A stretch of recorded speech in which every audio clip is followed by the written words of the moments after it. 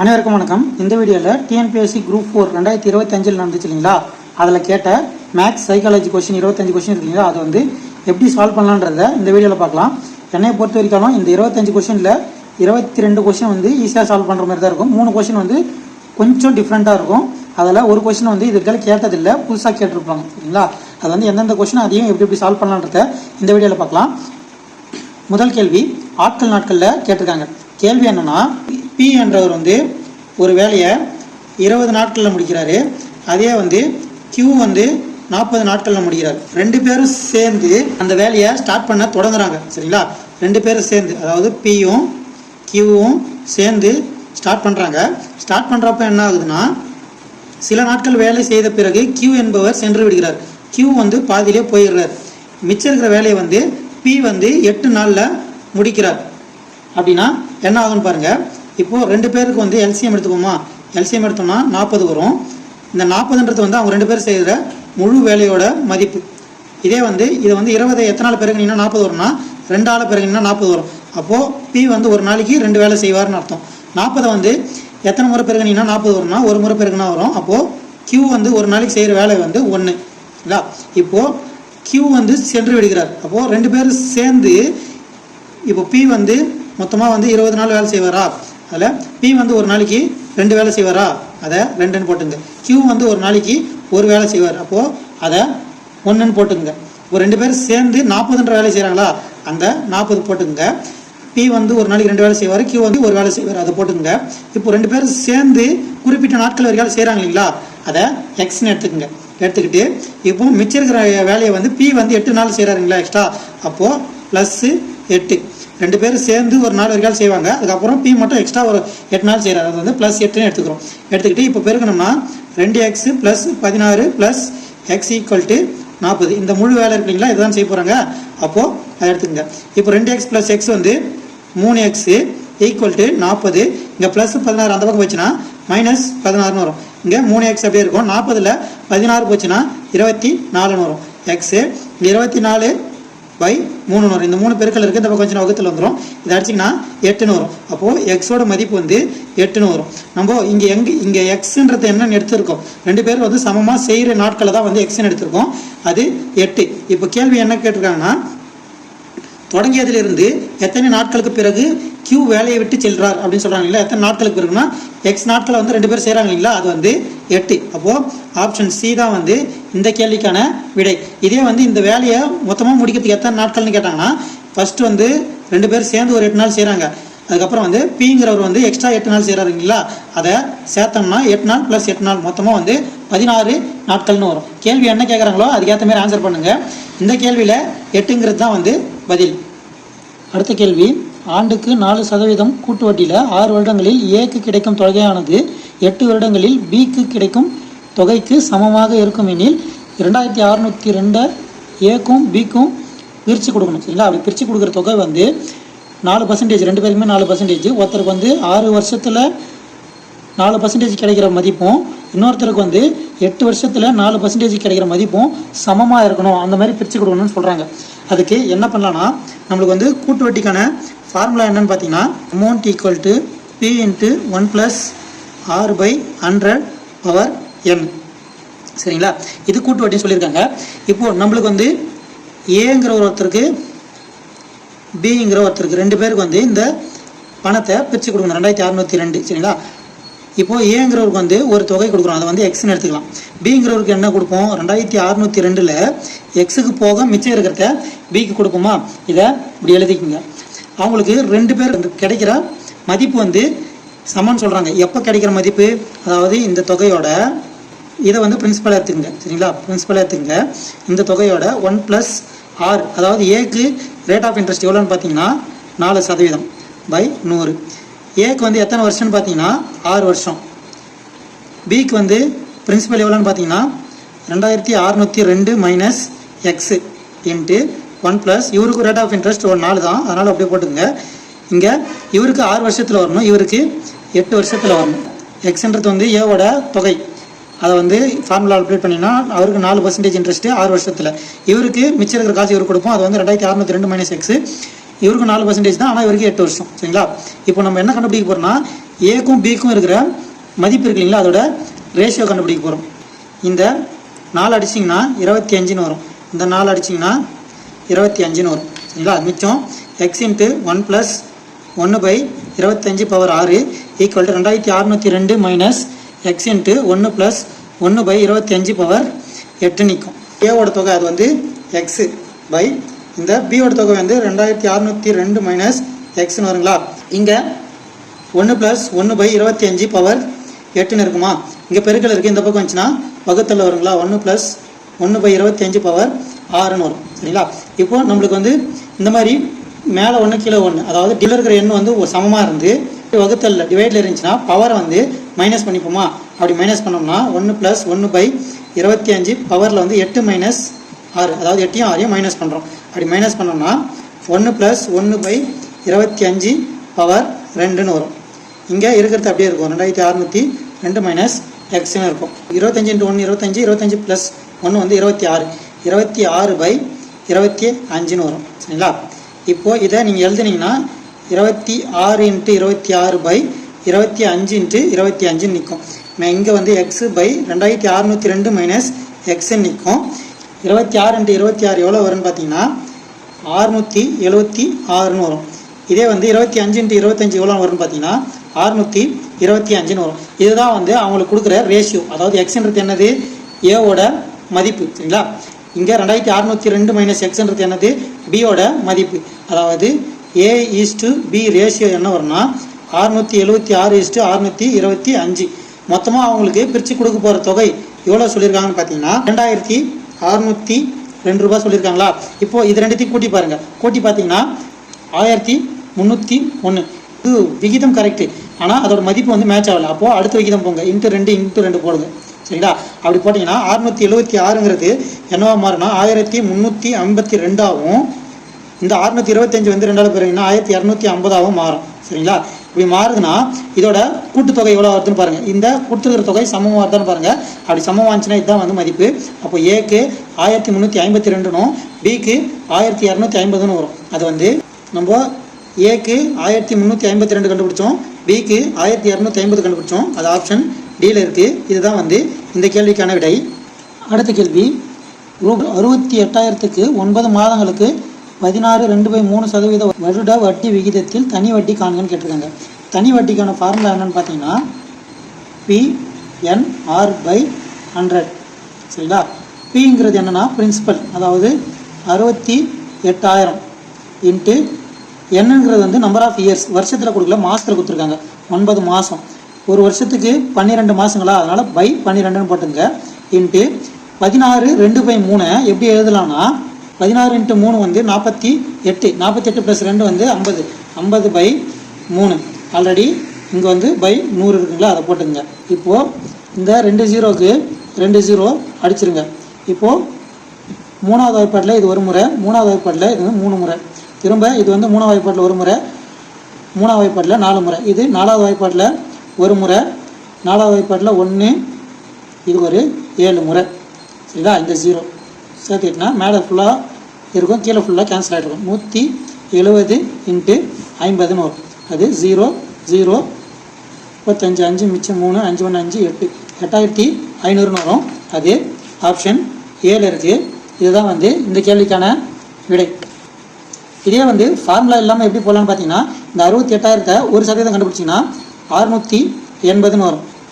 இதோட 50/3%. சரிங்களா? அது சதவீதத்தை வந்து 50/3ன்னு போட்டிங்கன்னா 50/3க்கு ஒரு மதிப்பு வரும். அது வந்து ஒரு வருஷத்துக்கான வட்டி. இதே வந்து நம்மளுக்கு வந்து ஒரு மாதத்துக்கு தேவைன்னா கிடைச்சதை 12ஆல் வகுத்தோம்னா ஒரு மாதத்துக்கு எவ்வளோ வட்டின்னு வந்துடும். அது வந்து ஒரு மாதத்துக்கான வட்டி கிடைக்கும். அந்த ஒரு மாதத்துக்கான வட்டியை வந்து 9ஆல் பெருக்குனீங்கன்னா 9 மாதத்துக்கான வட்டி கிடைச்சிடும். சரிங்களா? ஃபார்முலா வச்சுன்னா இந்த மாதிரி போடணும், ஃபார்முலா இல்லாமல் இந்த மாதிரி போடணும். உங்களுக்கு எப்படி ஈஸியாக இருக்கோ அப்படி ஃபாலோ பண்ணிக்கோங்க. அடுத்த கேள்வி, A/Bயோட ரேஷியோ வந்து 3:7ன்னு கொடுத்துருக்காங்க. B/Cயோட ரேஷியோ வந்து 7:6ன்னு கொடுத்துருக்காங்க. அப்படி இருக்கிறப்போ Cக்கும் Aக்கும் உள்ள விகிதம் என்னன்னு கேட்டிருக்காங்க. இதுக்கு என்ன பண்ணணும்னா மொத்தமாக வந்து A/B/C 3 ரேஷியோ கொடுத்துருக்காங்களா. A/B வந்து 3:7, அதுக்கு நேராக எழுதிங்க. ஏக்கு நேராக ஏவோட ரேஷியோ, பிக்கு நேராக பியோட ரேஷியோ. அதே மாதிரி B/Cனா பிக்கும் சிக்கும் ரேஷியோ வந்து 7:6ன்னு கொடுத்துருக்காங்க. பிக்கு நேராக பியோட ரேஷியோ, சிக்கு நேராக சியோட ரேஷியோ, இந்த மாதிரி எழுதிக்கங்க. எழுதிட்டு நம்ம என்ன பண்ணோன்னு பார்த்தீங்கன்னா இங்கெல்லாம் கேப் இருக்கு இல்லைங்களா, இங்கே ஒரு கேப் இருக்குது, இங்கே ஒரு கேப் இருக்குது. அதுக்கு முன்னாடி காலியாக இருக்குங்களா, அதுக்கு முன்னாடி என்ன எண் இருக்கோ அதை அப்படியே போட்டுங்க 7. இங்கே வந்து கேப் இருக்குது, அதுக்கு முன்னாடி வந்து என்ன எண் இருக்குது 7, அதை போட்டுங்க. போட்டு இது இருக்கிறது எல்லாமே வந்து பெருக்கிக்கணும். 3யும் 7யும் பெருகுனீங்கன்னா 21 வரும். இங்கே 7 பெருகுனீங்கன்னா 49 வரும். 7யும் 6யும் பெருகுனீங்கன்னா 42 வரும். நம்மள கேள்வியில் என்ன கேட்டிருக்காங்கன்னா சிக்கும் ஏக்கும் இருக்கிற விகிதம், அதாவது சிக்கும் ஏக்கும் இருக்கிற விகிதம் கேட்டிருக்காங்க. சியோட விகிதம் வந்து 42, ஏவோட விகிதம் வந்து 21. இதில் தான் நம்ம வந்து தப்பு பண்ணியிருப்போம். A/Cயோட ரேஷியோ போட்டிருப்போம். ஆனால் அவங்க கேட்குறது சி மற்றும் ஏவோட விகிதம். அப்போது சிக்கு நேராக சியோட விகிதம், ஏக்கு நேராக ஏவோட விகிதம் போட்டிங்கன்னா இது வந்து 2 முறை, இது வந்து 1 முறை. 2:1 வந்து ஆப்ஷன் டியில் இருக்கும். இதுதான் வந்து இந்த கேள்விக்கான விடை. அடுத்த கேள்வி, 2 எண்களோட விகிதம் வந்து 3:4, மேலும் அதன் மீப்போவா மதிப்பு வந்து 4, அதாவது HCFோட மதிப்பு வந்து 4ன்னு சொல்லியிருக்காங்க. அப்படி இருக்கிறப்போ மீசிமாவோட மதிப்பு என்னன்னு கேட்குறாங்க. இப்போது இங்கே 3:4 ரேஷியோவில் இருக்குங்களா, அப்போது முதல் எண்ணெய் எக்ஸ்ன்னு எடுத்துங்க, இரண்டாவது எண்ணெய் ஒய்ன்னு எடுத்துங்க. இந்த HCFன்றது வந்து 4ங்களா, அப்போது 4ங்கிறது வந்து ரெண்டுத்துக்குமே வந்து காமனாக இருந்தால் மட்டும்தான் வந்து அது HCFாக இருக்கு இல்லைங்களா. மிச்சம் இருக்கிற எண் வந்து தனியாக வந்துடும். 2 எண்ணில் காமனாக வகுப்படுற எண் வந்து HCFாக மாட்டோம் இல்லைங்களா, அது வந்து 4. மிச்சம் இருக்கிற எண்ணெல்லாம் பெருகுனீங்கன்னா வரது தான் வந்து LCM.